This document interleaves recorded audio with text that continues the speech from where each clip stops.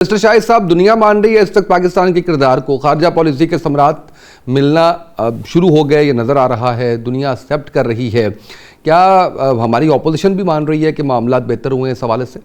Brigadier साहब की बहुत सारी बातों से मैं इत्तेफाक करता हूँ, लेकिन कुछ से मैं इख्तलाफ करते हुए अपनी एक राय देना चाहूंगा। जी।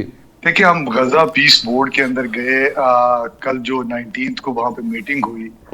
मुझे कोई भी इंटरनेशनल जो था, जो इंडिपेंडेंट स्टेट्स हैं, जो जिनका एक हमेशा से मौक़िफ़ फ़लस्तीन के हवाले से रहा, जिन्होंने बहुत बड़ी बड़ी रैलियां निकाली। यूरोप इसके अंदर था, इसके अंदर आपके बहुत सारे ममालिक थे, लेकिन ये सिर्फ और सिर्फ 19 स्टेट्स हैं जो सिग्नेटरी बनी और जो गई वहां पे, और मुस्लिम स्टेट्स हैं।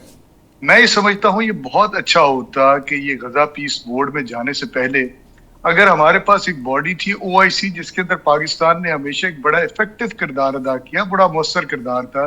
आपने देखा होगा कि 2019 के अंदर सऊदी अरेबिया के अंदर उसकी एक कॉन्फ्रेंस हुई, और फिर 2020 के अंदर पाकिस्तान ने उसको होस्ट किया, और 2021 के अंदर दोबारा पाकिस्तान ने उसको होस्ट किया।